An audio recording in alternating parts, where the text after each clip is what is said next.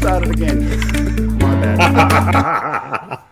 Hello, everyone, and welcome. This is Wirecast in the very wild. And in fact, Matthew and I are wild at the moment. We're furious. Wait, Greg. Your timer placeholder background's still there. Like I care.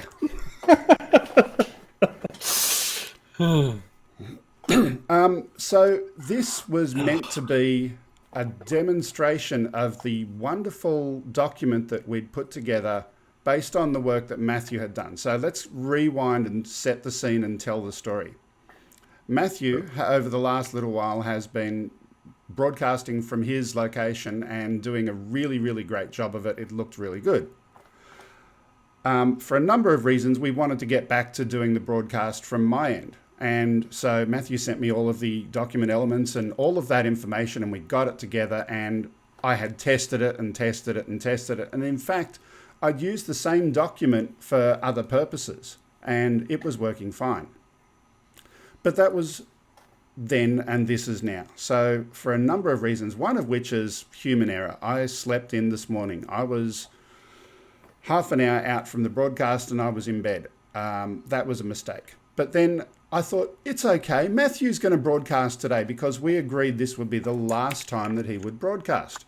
Yep. And I would come in and I would just sit here in front of my camera and I would use a computer back over here to demonstrate this document template to everyone. So that was the plan. And then, Matthew, what happened on your side? So everything was all prepped. Everything was all working smoothly. I was even using the new Stream Decks API, the new piece for that. And I'm like, I'm gonna go get a coffee. So I went and I grabbed myself a coffee at the local coffee shop. I came back and I'm like, I'm gonna send that link over to Greg so that he has it. Open up Rendezvous. Wait, why can't I click the? Okay, why is my whole system locked up? What's going on? It's still streaming out. It's still doing everything that it needs to. What's going on? Okay, fine. Everything was saved, whatever. Task manager wouldn't show up. The system locks up. Rendezvous was garbage for me. Couldn't get it to work whatsoever. Okay, fine, whatever. Let's downgrade my software. Downgrade it to 12.2. Sorry, 12.2.2, whatever the latest version of that is. Same thing happened. Wirecast Rendezvous couldn't work. At this point, Greg calls me up and he goes, "Hey, cool, everything ready to go?" I'm like, "Oh!" And I rotate my phone. I didn't call you up saying, "Is everything ready to go?" I called you up saying, "Whoops, there's a problem and I'm not ready to go." And then, sorry, I wasn't even paying attention to that. Yeah, and then sorry. In addition to all of that, I'm just looking at numbers on my screen right now, and I'm thinking this is not going to end well. Yep. CPU is high, and let me just pause for a minute. Output settings. How is this broadcasting? Is it working okay? Yeah, it seems to be coming through cleanly, other than my unfortunate bad hair day from trying to pull my hair out when I'm trying to get things working here. Yeah. The reason why I ask, according to my screen, it's telling me that we're sending at 5 or 6 megabits per second, even though I've got it set to 1.25 megabits per second. Yeah, no, the resolution seems a bit low, but that's fine. No, it's a little bit of a stutter, but yeah, it'll continue to stutter as soon as I get anything bad internet-wise. Because you're Australia. Well, I want to pause for a minute, okay? Pause from our pause. Well, we're going to briefly talk about what happened right now. What's happening right now, so that I can actually put it on the screen. Gotcha. And then we'll come back to the continuing story. So let me go and do a screen capture right now. Screen capture, and I'll zoom that in.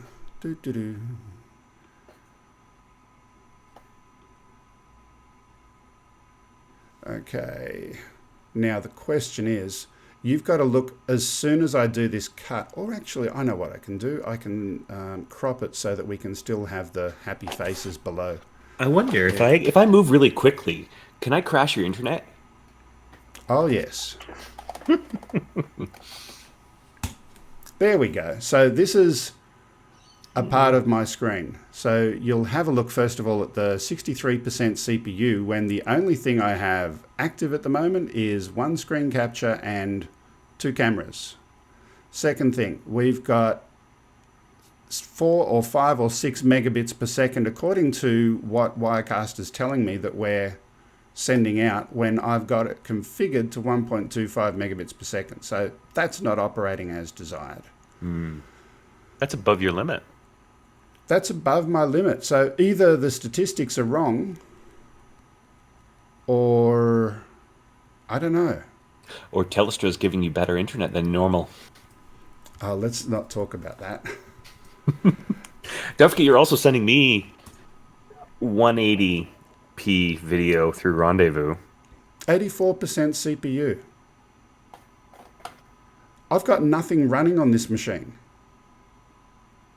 So here's what I'm doing as well in the background. Just to troubleshoot this live, skip this version, I don't want to do that. I've got another program called Peak Hour, which is going to show me my actual bandwidth, as opposed to what Wirecast is telling me. My actual bandwidth, let me see if I can even get this on the screen. There we go.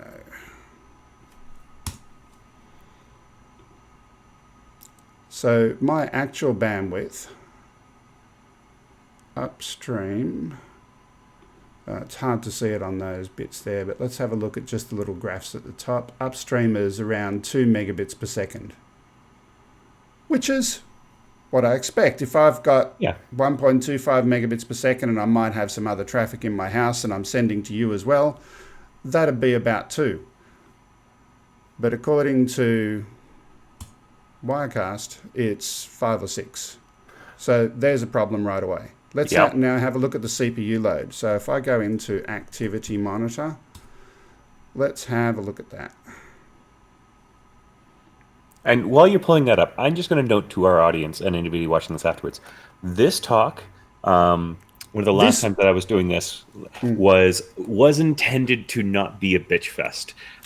Matthew and I specifically said we're going to talk positively about Wirecast. We're going to build a template, how to do this nicely, how to work with the software within the constraints, being aware of what it can and cannot do, but building a cool piece of like layers, composition that you'd be able to work with. Heck, even using the new Stream Deck with it. That was the intent of what today was. All positive, and it's a train wreck. Have a look at the CPU load from Wirecast. 220%. And the only thing we've got on the screen from Wirecast is one camera and one Matthew. Screen capture, and Rendezvous. Do you have the Rendezvous window open? The Rendezvous dashboard is open. I'll close that because that's one of the known bugs. Yep. So the CPU load has now gone to 174%. So almost 50%. Let me have a look over here. So one of the things that I noticed previously, and I'll just go and, oops, how can I do that?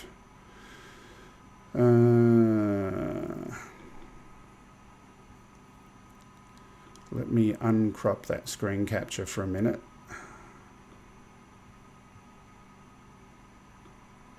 And zoom yes, Dr. Fish, hit that like. Share this with anybody you know at Telestream, or go tweet out to Telestream the link to this one. This is they don't take our tweets anymore. That's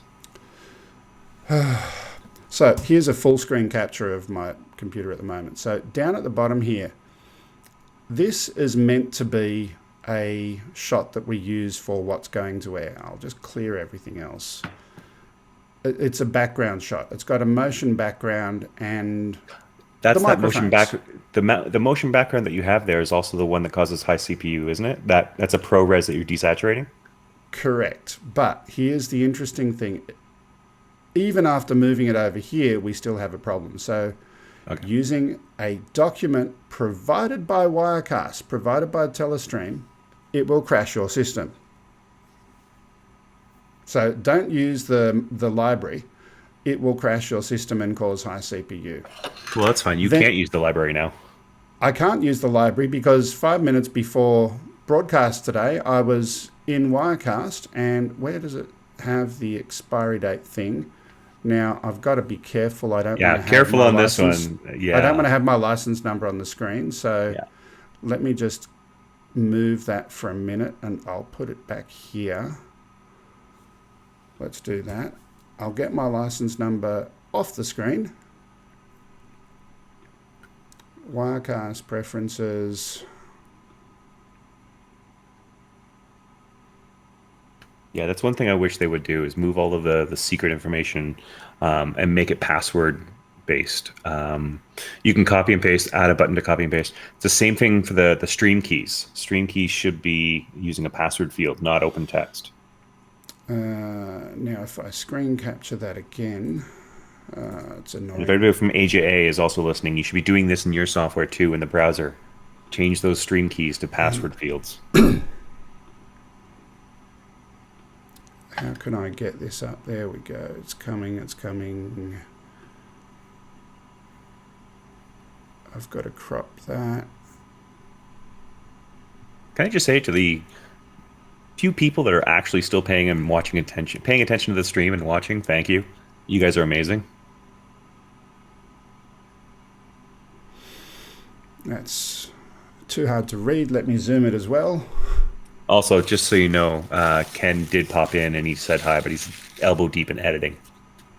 Yeah, he would. Ken had a Ken moment. It's the only way I can describe it. Here we go. So I haven't got it looking pretty, but free updates through 20th of the 12th, 2021. So Okay. that would be next year. 2 years. The year after, yes. So for some, Sorry. for Nice for drone burn. oh shush. But then for some reason, and I hope I was trying to do a screen capture at the time. Did I get it? No, I didn't. So Wirecast came up and said, no, your access to the media library is terminated. Just as we were starting up today. Yeah. It was just something to add to the list of things that were going wrong, trying to get the stream up and running. It was up and running at one point, but then trying to communicate back and forth was the issue.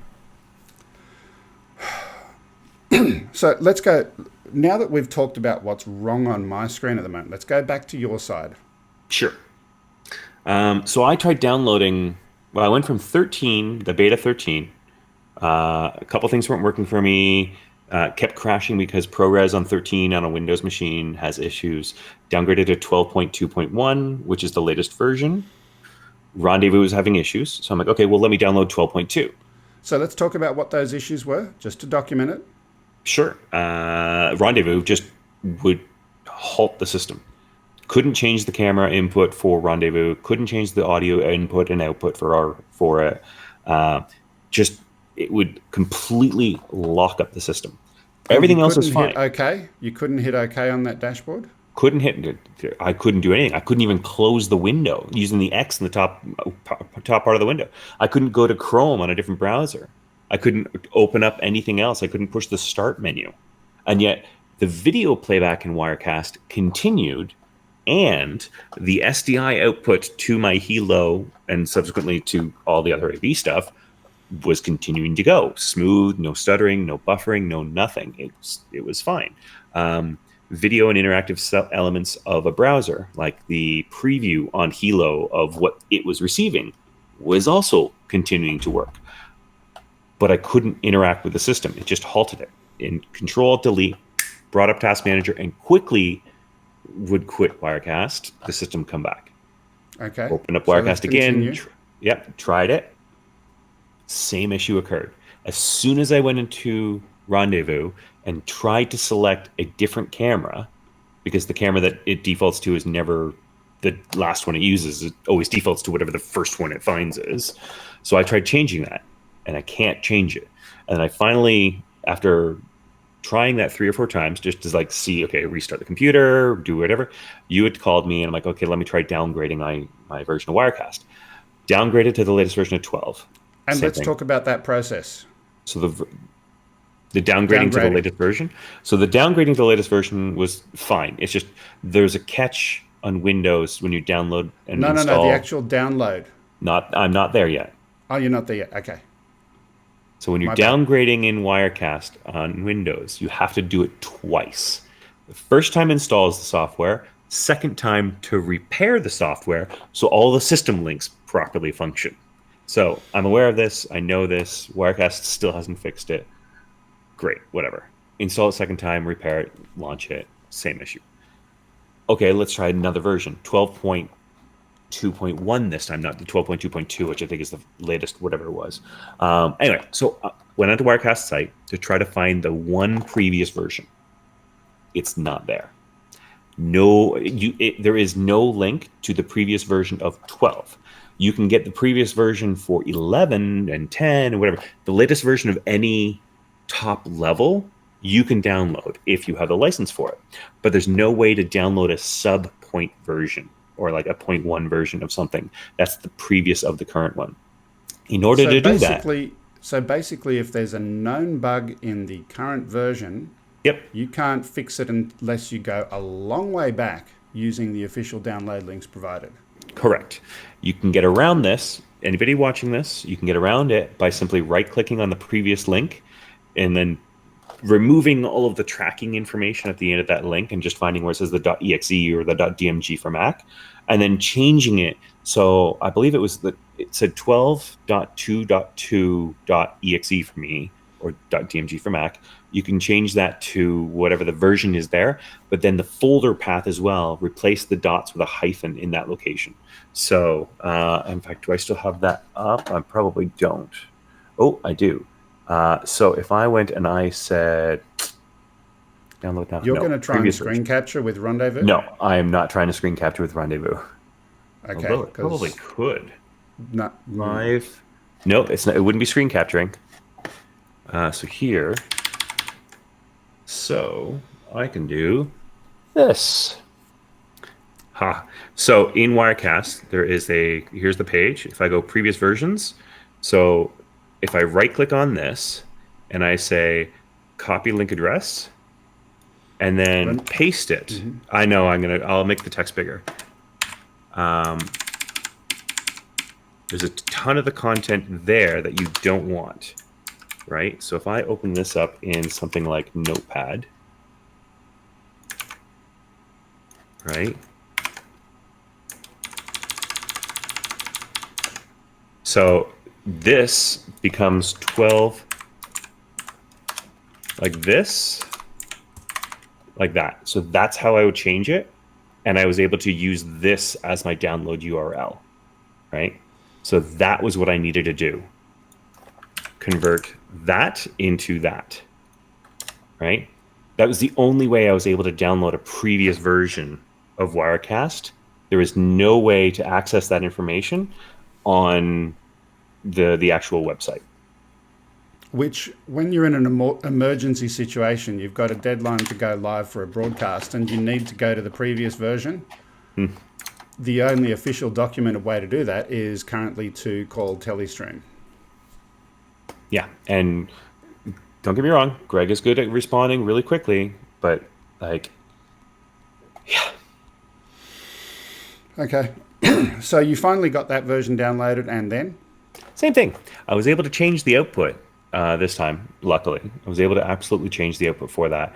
However, I couldn't change the output of the audio. So I could change the input videos to send to you to whatever Wirecast was live, but the output of your audio to my system, I couldn't change that into like my headphones or a system.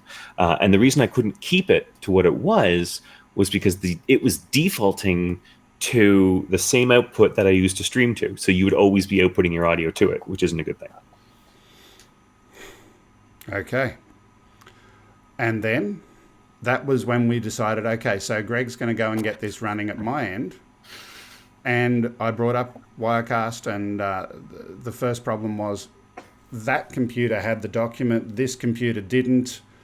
And so I copied over the document and all the folders, and they were in the same locations on the computer, but open it up and all of the stuff is missing. And Nothing I could do could fix it. Then it came up with a pop-up message telling me that my access to download stock media had disappeared.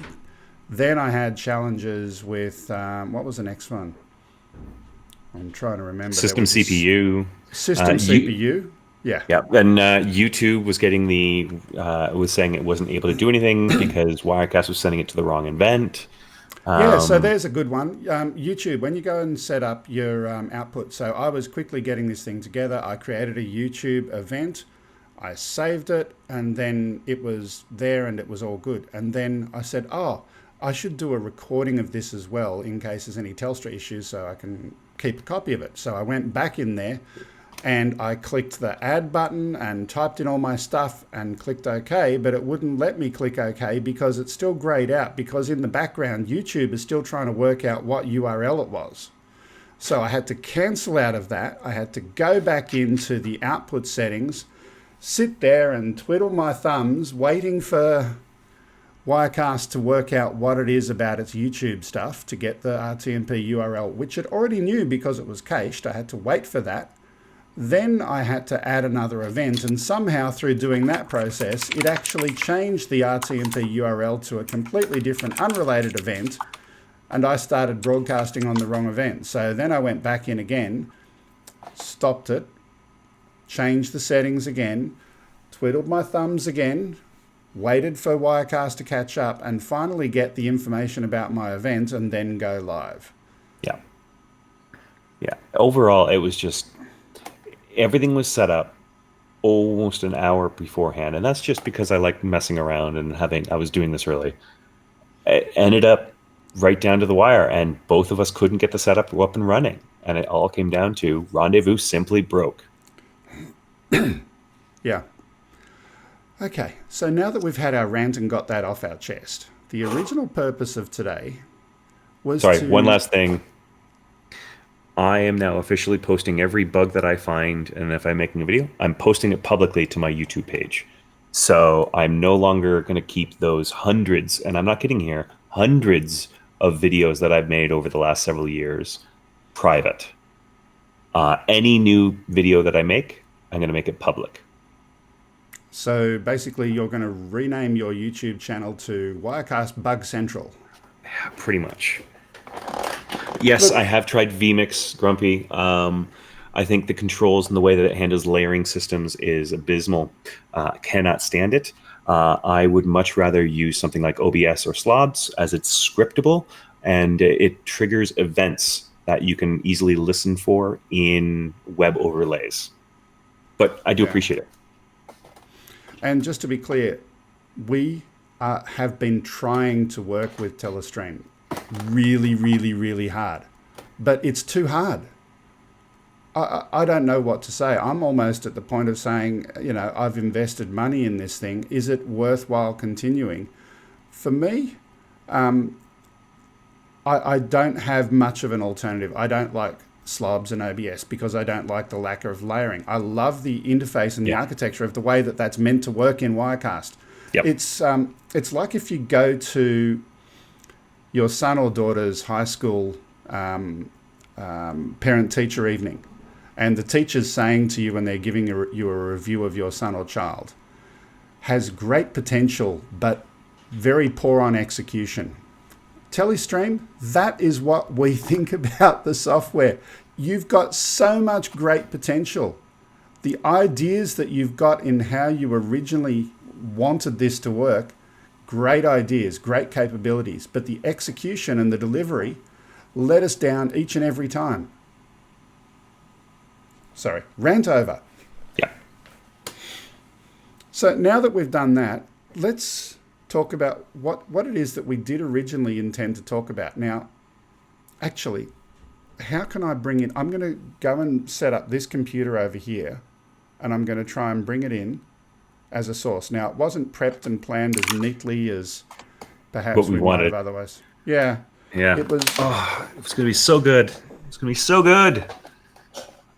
So you talk for a minute while I go and get that ready. Sure. So there's a couple things in the chat here that I'm going to respond to. The vMix thing. I've done a lot of testing with a lot of different pieces of software: Slobs, OBS, vMix, XSplit. Boinks had several versions of software in the past as well. They all have their distinct ways of doing things. Their usability, how they handle layering, composition based. For me, right now, Wirecast has the best method of creating compositions on the fly. Dynamic compositions, being able to change the content dynamically, having that there. But where it falls short is the execution, as you were saying. Scaling of video content coming in and going out is if the content changes, like an NDI source or a video source that's from Skype, VLC playlists through NDI, or even your camera itself, if it changes resolution for whatever reason, like a web-based image or web-based stuff is, Wirecast cannot handle that scaling correctly. OBS has provided a way of doing this by allowing you to set scaling. I've put the recommendation in there for Wirecast. They say it's too difficult, or at least it's more difficult than I'm assuming it is, even though other people have an open source piece of tool that allows for this. Literally, you can read the code for how to do this. Things like being able to change sublayers or hotkeys, having hotkeys available to an individual. Yes, there's hotkeys that are in Wirecast, but that hotkey cannot represent more than one layer. The layer on that, it just I need to be able to have a button that I can push, or a hotkey that I push, that creates a composition, a collection of layers, if you will. And that's what that button would do. And then have a go button. Now, up until now, there was no way of activating the go on a global level if you weren't in Wirecast. You would need to use your keyboard. Stream Deck software, now the plugin for that, does let you have a single go button or single transition. But again, that's not, hey, I want you to do a stinger, or I want you to do a dissolve or a cut. It's a whatever's currently selected.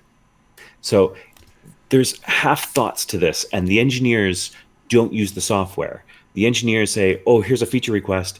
I'm going to build the bare minimum.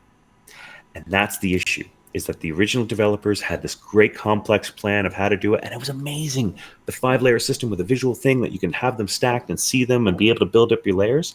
Amazing. But then new engineers came along board, and you're just like, great, you want keyboards? There's your keyboard. You want text? There's your text. But unfortunately, text, go to text engine instead of custom system font. I dare you. I'm just going to interrupt you for a brief moment to share with you a live challenge. I'm going to unplug that now before it goes. So I just connected my cam link to my laptop so that I could get the screen of my laptop up on screen. And all of a sudden, as soon as I hit go on that, it went up to 81% CPU and turned red. And I could hear your audio stuttering. So I want to bring in this screen over here so you can see it. I can't do that. I'll try it one more time. That's interesting. Why not do NDI scan converter? Yeah, I'll do that as. Yeah, I was going to say, you had to be a hardline network for that. Don't go over Wi-Fi. Yeah, so I'd have to go and. Right now, the CPU went up again to 80% and then down to 68%. And that's without a shot live. So if that's also going to decode an MP4 signal coming in. Because that's coming in as a webcam. That's not uncompressed. Correct. But I'm just having a look right now at Wirecast, and its CPU's jumped up to 286% at the moment. And the system CPU, that's 286% of one CPU. Now we're at 300% of one CPU. So 3 CPUs are driving 2 inputs. I'm going to unplug it again because otherwise we're going to... Yeah, above and beyond, it is. However, for me, I like the HD60S as it has the pass-through. Obviously, very limited that you'd be able to use the pass-through, but I prefer this one than the other one, just to have that flexibility. And the USB-C. Any modern Mac has a USB-C, not Thunderbolt. But yes, Yeah, I so agree. The I'm going to Elgato go is and plug in an Ethernet and do cool. NDI, so you can talk again. Thanks. I'm sure everybody's going to appreciate that. So yeah, are there any questions in the chat right now? Anything pressing? For, hey, how does something work, or what are your thoughts on this? Even recommendations for potentially other pieces of streaming software and tools, things like Titler Live. Oh my God, love the options for Titler Live, but I'm telling you, the software itself and building anything out is terrible. So let's Purchasing a just go template. there. Let's just go there for a minute. Titler Live. Recommendation number 1: never, ever, ever, under any circumstances, run Titler Live on the same computer as Wirecast. Yeah. At the very least, if you've got a document that's previously had Titler Live communicating into Wirecast, and your hair looks just perfect, Matthew. Oh, right. Sorry. If you've got a document that's ever used Titler Live, every time you start Wirecast, it'll add an extra 10 or 20 seconds to loading Wirecast because it's got to go and do the Titler Live stuff in the background. Yep. Not acceptable. You can't run a broadcast environment with those kind of delays. Especially considering the Titler Live stuff is just rendering the files out, and then you have playback controls. That's all it's doing. So why do you not just use the pre-rendered files for that? It's so stupid. Yeah.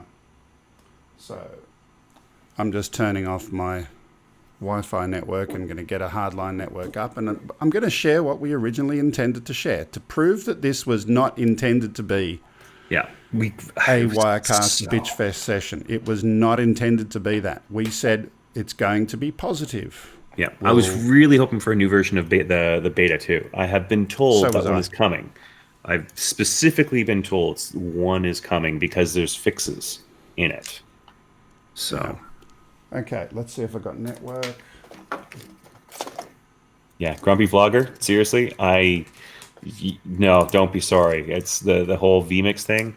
I might be calling. Let's just leave it at that. I might be calling to see whether or not it might be a viable option for me, because vMix, when I was trying it out, was just, I can't get over how it handles layers and whatnot. It's just trash. Okay, so scan converter. Let me see. I'll just bring the whole computer over here. That'll be easier rather than me turning myself around so much. So while I'm getting this up, Matthew, tell me, what do you do for your job? You are a part owner in a business? I am a part owner or a partner in a business that we do experiential marketing. So giant 20-foot tall swing sets that play lights and sound that adults and kids can ride together, vending machines, stuff like that. And I help run events. So people like Adobe or TELUS Canada or whatever, like these guys run corporate events and conferences, and I help do that. My office is located in a place that we run yearly conferences around the world. And I go in and I help with the tech, video and audio tech, mics, video recording, computers on screen, making sure everything runs smoothly. I build software for all of that stuff. So things like in between screens where you switch from a slide to presenter's laptop and then back again. Well, that whole secondary slide, we don't use PowerPoint. We use a custom built system that has dynamic text coming in and can be changed remotely. So I build all that. Okay. Sounds like fun. Now let me go and switch over here to Thanks for the distraction. You're welcome. Hi, Steve. How's it going? So here's my laptop. I'm just going to get that, and for the sake of, where are we, stretch to fit, it doesn't look perfect, but it's better than... That's fine. There we go. So here we've got a copy of Wirecast. This is the copy that we should have been using today. This is the document that we should have been using today. I want to talk through what it is that we've got set up in this document and how and why it was built and constructed the way it was. So starting at the very beginning, This is what Matthew originally created as an absolute background, is the name of the shot. And we've got a color, just a straight black color object, which is filling the screen. There's a particular color chosen there. Is there any reason why you picked that color, Matthew? I'm not seeing anything on the actual rendezvous screen. Are you sure it's actually showing on the live streaming platform, the software there in the preview? Oh, there we go. Yeah, it's there. It's just delays coming in. Anyway, Yeah, a no, little bit. it's a bit stuttering there. You might want to change it to low res if you can, or disable your Wi-Fi. No, it is okay. No, Wi-Fi is disabled. Okay. No, there's no reason I chose the color other than the fact that I believe it was just a color that was able to be desaturated nicely and show, at the time, my camera. Yeah, just my camera is black and white this way. It was creating a solid. Okay, let me turn the brightness up of that a little bit so I can see it myself. Color 242424 is the color code, just out of interest. So the layers it's a that gray. we've got there. Yep. So we've got that, and then we've got another copy of that, but with some transparency on top of. Now, you originally had an input camera source that was your overhead cam. For the benefit of those that may be here for the first time, can you overhead cam yourself for a minute? Can I do that quickly? Kind of, maybe, yes. Can I just do this? Give it a second.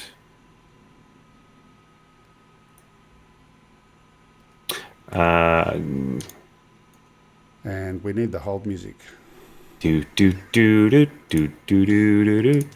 Yeah, no, it doesn't look like it's wanting to switch over to that. But essentially, it's a webcam that I would have in the top right-hand corner, just running over like a USB web extension. That was a Logitech camera, and I would out of focus it. So deliberately place the camera out of focus, and then within Wirecast, you then desaturated that, and that was kind of your moving background that you had, which I thought something that's not a static background. It was very, very creative, in my opinion. I thought it looked really cool. So let's continue the story. Okay, so I didn't have that second camera, so I just got a motion background loop, light underwater, bloody, bloody, blah, from the Wirecast library. And where are we? So we've got that on loop, and we have a look down on the color properties. So turning the saturation down to 0 turned it into black and white. So the original color that was there is something like that. And yeah, I was able to. The reason I did that, sorry, was I wanted it to be not gray. I didn't want it to be like absolute black. I wanted my grays to turn out not gray, and I didn't want to like desaturate or lighten the video up. I was trying to just bring it to a muted color. Yep. That was my intent. And then your overlay on top of that, if I just remove that for a minute. So this is just another grey mask on top of it with, what was it? The opacity is set to 60%. Again, just to... Yeah, that's the muting. That's the muting color that I had. Yep. So absolute background. Really cool. Yeah. The other thing that I think is really, really smart, and over here, you've got stuff that you have behind those absolute backgrounds that will never, ever, ever be seen. Now, in my case, I've got A and B placeholders representing myself and the Your video is not updating, by the way, for the stream. Well, considering I updated this and got it connected very, very quickly. Yeah. Let me see. Yeah. No, we're definitely aware of that, Gray. I'm monitoring that as well. It's just, yeah, the scaling for... Let me stop scan converter and see if I start it again, what happens.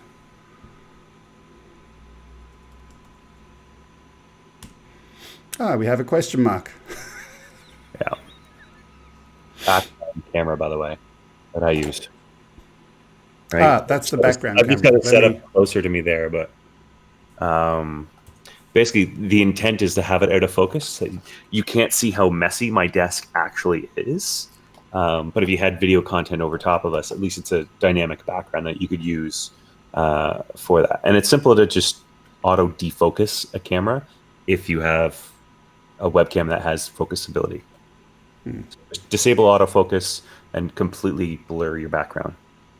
Okay, so I'm going to move this shot over here and do it that way instead. I think it might have been the scaling that was causing the lag. I don't know. We'll see. Cool. So at the moment, that I have something different selected on that screen. So I'm going to go and click the A shot and just prove. Nope. Correct, which is what we're not seeing. NDI lag. So let's debug another troubleshoot and trouble. We said we're going to stop. Honestly, today is just wow. Hang on, let me start NDI video monitor. That's probably working great. You can't blame Telstra for this one.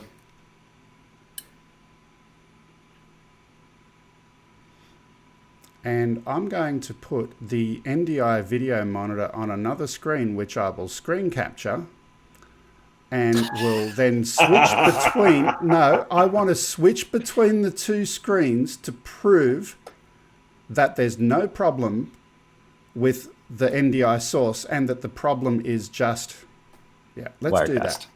Yeah. Yeah, screen capture.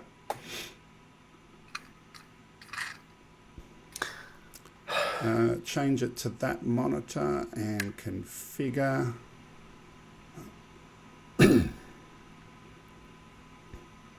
Right, so here is my screen capture of NDI NDI monitor. So I can click on that, and then I can click on that one, and I can click on that one. A, B, B, and that works. Now, if I go back and I switch back to the Wirecast, A, B, and B. Yeah. So debug it live. Just double confirm. Can you reconnect to that NDI source? I'm literally doing that right now. I've clicked reconnect, There you go. and it says receiving. Now it just updated. Not on my screen. Oh. So I'm clicking A, yeah. B, No, that isn't. Yeah. and B. And it says receiving. Okay. Well, nonetheless, debugging this. We've already gone really far for that. I would say we just continue with the way. Yeah. There you go. So, okay. NDI in Wirecast is challenging. So let's move away from that. Let's get back to what I was talking about. This live background down here. So we said these two shots are behind the absolute background. So think of it as you've got a piece of cardboard in front of the camera, and behind that piece of cardboard you've got your audio sources, which may or may not include video, but you don't care, because even if the video is displayed, it will be behind that cardboard. And that is something that is just such a simple idea, and I never thought of it beforehand. So thank you for sharing that beautiful idea. You're welcome. Yeah, that's just to get the audio so that you and I have audio there that we never have to think about. Yeah. So moving on from that, the next shot that we've got is almost the same. It's the only difference is we've got no audio in there. So there's an absolute background, and there's an absolute background with audio. So those are our bottom layer shots. Our next shots are designed to be placeholders. So you and me and you and me and me, whatever, A and B. Now, I created those using custom XML, which I put in the virtual sets directory. I'm going to quickly go there and share that information.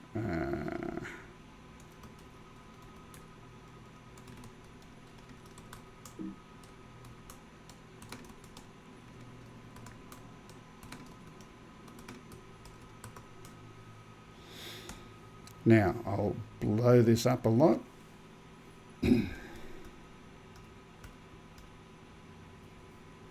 And so well, he's doing that. I was going to say thank you, thank you, Grumpy. The two, what was it? The two best experts in Wirecast. I will thank you for that comment, but clearly that is not the case based upon today's actions. Well, we're the two best experts who know the product limitations. That's probably true because we push it to the point where it does break. Like, adding a shot. Using NDI inputs, opening the rendezvous dashboard, having a Creating look at custom the... XML documents, which I'll let you go ahead with that now. Okay. Okay, so this is ultimately an XML document. Wirecast in the wild is the name of the template. That's shot 1.1, 1.2, 1.3, and 2.1.2. These are just names that I gave it.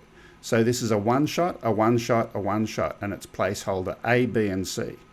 Those placeholders, if we have a look, template tag 1, 2, and 3.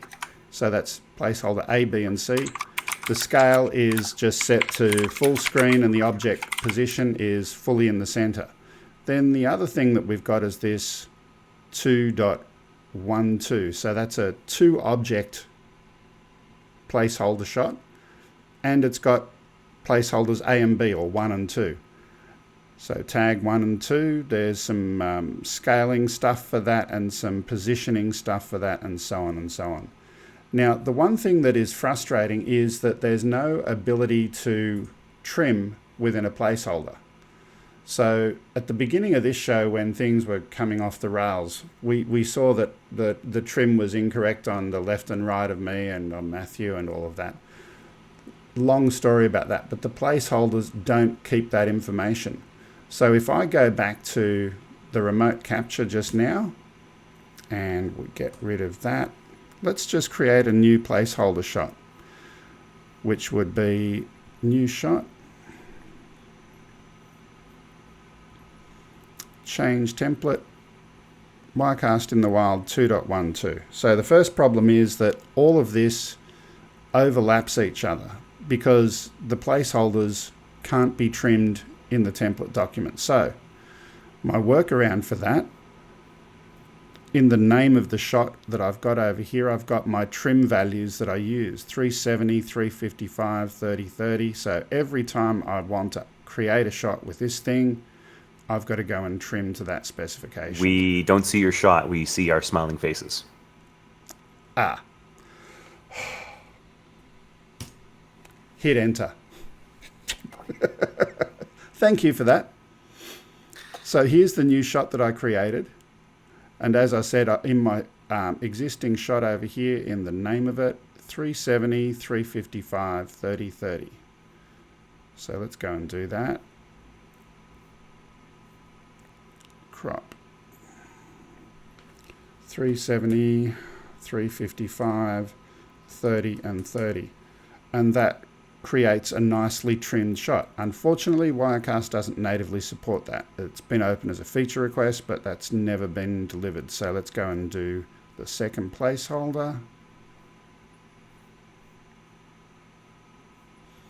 370, 355, 30, 30.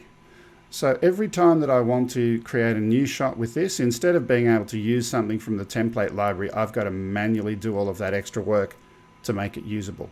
But there's a final shot. And then you could go in here and say, change source, source A. I'm going to replace that with, where is my FaceTime camera? It's not there. That's yet another challenge and another bug in Wirecast. If I've never used my FaceTime camera in this document, I can't add it unless I go here and add it first. So let's go and add a FaceTime camera, and well, we've got 3 of them there. I don't know why that is. So there's that one, add.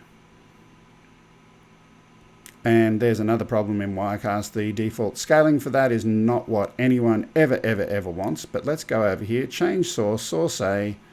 We're going to put a FaceTime camera in there, and lo and behold, somehow the scaling has been reset. So even though we had those lovely numbers that we had before, it's zoomed it or something. I don't know, but Yeah. It's great in theory. It's great in theory. But anyway, Yeah. I digress. The For use of people templates. who really want to actually speed up their workflow as well, Greg, can you go over top of your timeline and see the red circle with the plus in it? I just got a message on my screen from my daughter. Is there a way to clean the back window? I assume she's talking for our car. Anyway, I will. Remnants of Pulp Fiction just came to my mind. I don't know why. Let me turn off this heater. I'm getting hot in here as well. There we go. Heater off. Yeah. Now, what did you want me to have a look at? A timeline? I just want to give people a demonstration of how to quickly add a video source rather than have to pull up that first giant window here. If you right click on that plus arrow in a timeline or in a layer, it instantly pops up all your available sources, in which one of them will be the one you need. Which is absolutely awesome. Now, if I could only do that over here. Yeah. Unfortunately, with templates, you do need to preload that media in there first. Which is a little bit frustrating. Correct. Anyway, so back to the previous topic. Templates, A, B, B. We use that, we trim them, we crop them. Replace your source first before you go in and try and trim that, because otherwise it's just going to look awful. Then we've got this lovely, lovely, lovely template. Now, you did this in some Adobe software to make those lovely gradients and so on. Correct. I used Adobe Illustrator to build all those graphics manually, and I tried to do as much of it that I could in Wirecast, but there's only so much that Wirecast allows for basic editing. Yeah. So hypothetically, you could create a rectangle object to, I don't know if you can see my mouse. No, you can't. Sorry. A rectangle object on an angle to recreate the yellow and the purple gradients. True or false? You absolutely can. Okay. And there was the reason that you used the JPEG files rather than doing it was because Timings. It was more familiar to you? Nope, because of being able to control the timing of when those come in. I think it was one thing or other, how the drop shadow will affect it. There was a reason I did it. I cannot remember what it was. Okay, so just to quickly share with people. I think you probably built it again, didn't you, in Wirecast directly? Yeah, so no, I didn't. The rectangles I haven't rebuilt. Right, so this is what we see at the moment, and it's really, really cool. The transition effect over here, the smooth transition properties, build in from top, build out to top, turn off the fade in. I absolutely love that. That's a really simple effect to do a kind of a clapperboard effect. I like it. Correct, and you'll notice that there's a background in there as well that does just do the dissolve. So if I do that again with the absolute background, that is looping. Sorry, which background are you talking about? So in behind the word Wirecast in the wild, you'll see that there is a slight darker color. Okay, so let's have a look at that. Should be there. So here's what I'm going to share with you. The original show title, there's your idle title. Yeah, behind it should be the bottommost layer. Yeah, so that one there is what you originally had. I did some playing around because I wanted to reuse this, and I've created show title. And it's actually just letting the transparency through from the absolute background. Makes sense. Yep. So you can vaguely, I can't see it now though. Theoretically, you can see the absolute background thing that's looping that we spoke about before. But let's just finish with this. So absolute background, again, you've got one there which has an opacity in there as well. You've got the purple one at the bottom, part of the clapperboard. You've got you originally built a PNG with the Wirecast in the wild. I did, because of typefaces. Type doesn't work in Wirecast at all for custom fonts. Okay, so I got that working. Yes, but did you get the gradient? The gradient is not available. So with the exception of the gradient, and we'd love to have gradients in type fonts, please Telestream. That looks really, really nice. In comparison, this one, same font, no gradient available. but it's the best you can do in native. Yeah. Yeah. And again, similar thing over here. If I turn that one off and I turn those two off, that's what you originally created with some nice typeface and so on. I replace that with text so that I can use this document for other purposes without needing to use Illustrator all the time. Yep. Makes All sense. things considered, those two shots are almost the same. This one is hiding everything, and this one is leaving your motion background in there.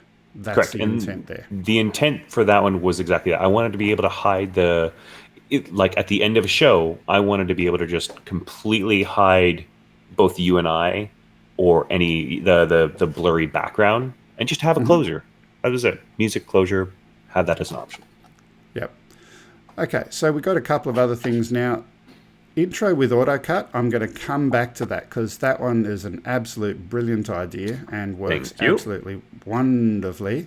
Yeah, and I have another tip for you probably for next week. I'm going to walk you through it because I think we're going to be running over today. Yeah. Although if you want, I don't know if you have the asset for it. Never mind. I'll have to provide you the asset. Let me just finish here. Okay, so countdown. So we've got a live countdown up on the top there, and I've got to ask you, how is it that you get that to start at the right place? Well, we did the math, right? Yeah. But here's the problem right now. I haven't used that asset here. Okay. I haven't used that shot, and it's currently counting up. Now, Counting up? It should be counting down. So after countdown, it counts back up again. It shouldn't. That's a bug. For me, No. After countdown reaches 0, and in your existing template, it said start count up clock. My document, even right now, clearly states stop. Okay. For somehow the conversion from Mac PC to Mac PC or Mac. whatever. Yep. Yeah. Yep. So it's going to do a countdown. But here's the thing. Even in preview, it's starting to count down before you start that document. How do you handle that? So what ends up happening is when you open the document, like from a zero, like it's the document you open, the timer starts automatically. That's just how timers work in Wirecast, which is a bug, which is a bad thing. You need to go to the timer, click on the layer, click on the sub layer, go to the properties of that, click on stop, then click on reset. So it is you a do long that every week? Yep. Okay, I thought there was going to be something more intelligent behind it, but Nope. I wish. The way I do timers for Osby Drone, I've actually got an external web source with a timer that's using a little JavaScripty thing, so it's always going to count down to the right time. Yeah, that's possible as well. I'm not doubting that. However, if you wanted to use that timer today, you wouldn't have been able to because we started slightly late. True. So this at least is semi-dynamic. I too have scripts that I just keep on a couple of my domains that are I insert like in the URL bar. I can set a timeout or a time to go to, and it just automatically counts down. I've got those too, but again, I'm trying to minimize the amount of things that Wirecast has to do with pulling web views because its web view is also terrible. Okay. So let's move on. Topics. This is reading text from a text file called topics.txt, and whatever's in that file is Grumpy, that's a good solution too. Here. What did he say? He uses a video of a timer. I've done that in the past as well, but it does take CPU, especially if you use a ProRes transparent file for that. But you're right. It does absolutely work as well. The auto start for that too. It's just you're playing a video file. Yeah. So text for the discussion points. Instead of actually editing documents, just imagine having your text somewhere that is a Google Drive or Dropbox shared file, and different people participating in a broadcast can go and edit that text file, and then when you get to broadcast time, it just works. Yeah, and that's what we have. Yeah, really cool and simple idea. Yep. In fact, that content is pulled from the Dropbox file that I wrote today. Or that I did today. No, it isn't actually. That is not. This is my locally created one. Yeah, remember, I was replicating the template, so that one's not pulling from there. However, let me continue a little bit. So once we've got that, you originally created a motion graphic animation for each individual topic. And instead of using Title Alive, you built this in Title Alive, but you then said, let's go and render that, export it, and then when you export it, you can't get it directly into Wirecast because Wirecast doesn't support the format that Title Alive exports in. So you then need to go and read that into another piece of software, convert that to another format, stand on one leg and stick your opposite finger in your opposite ear. And correct. So I was doing an export from Title Alive into ProRes transparent video, but that transparent video wouldn't import into Wirecast. That and the output was in 1080, and we didn't need 1080. We do 720 because the scale was down.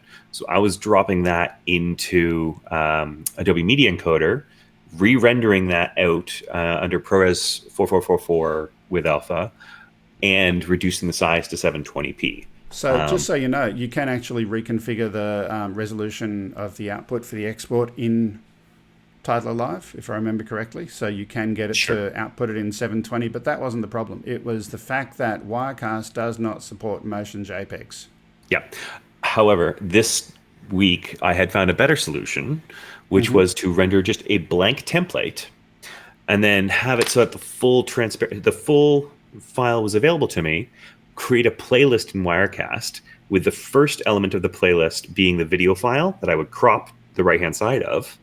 The second shot of the playlist was just the video, but that single frame of the video and a text layer over top of it. So this way the video would play, go to the next slide. What I already did?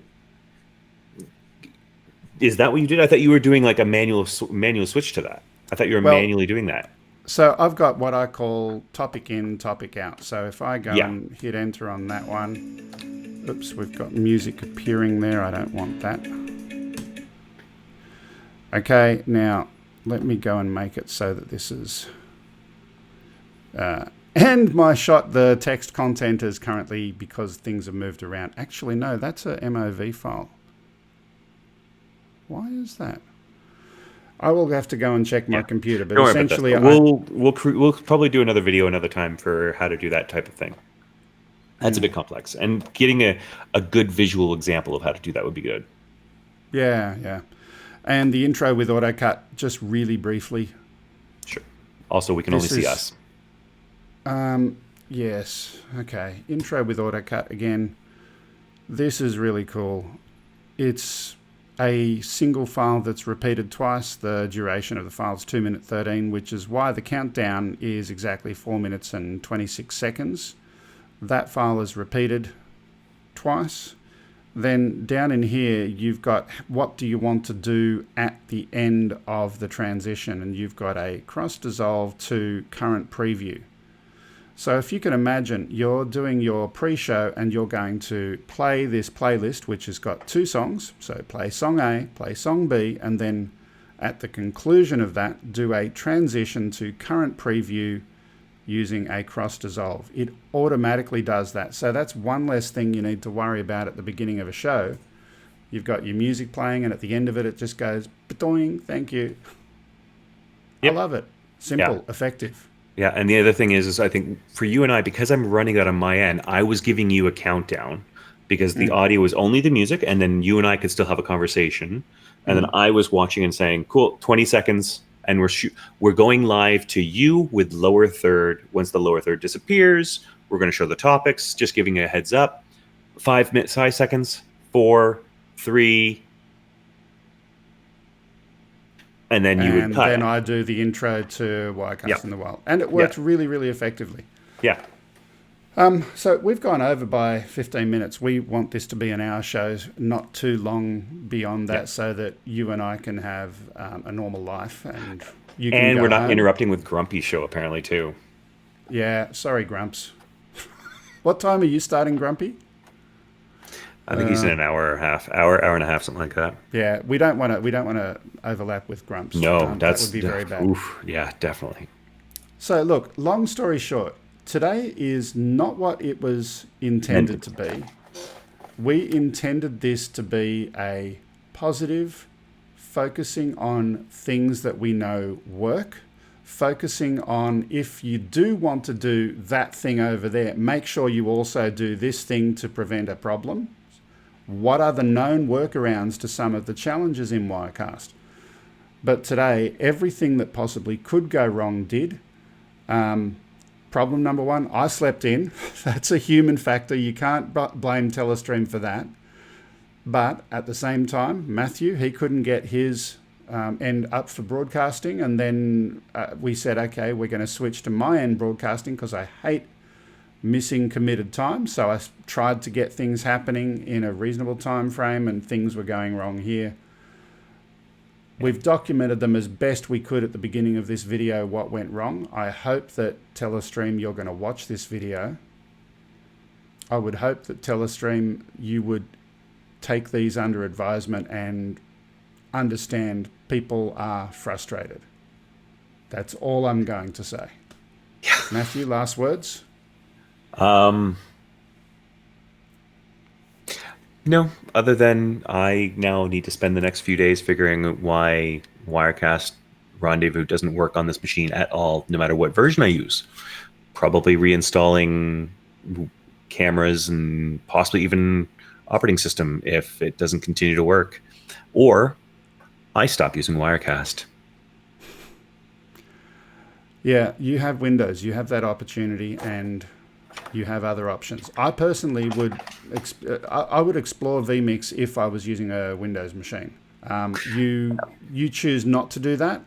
I've explored stories. It's terrible. It's good, but it's not. It's a different mindset. Yeah. Anyway, that's all we're going to do today. I'm going to go and chuck some music up, and I'll put the fish tank back and add some Irish cream to that coffee this morning. I need to go and have some coffee right now. So it's been fun. Thanks, and I'll see you next time. Bye-bye. See you all.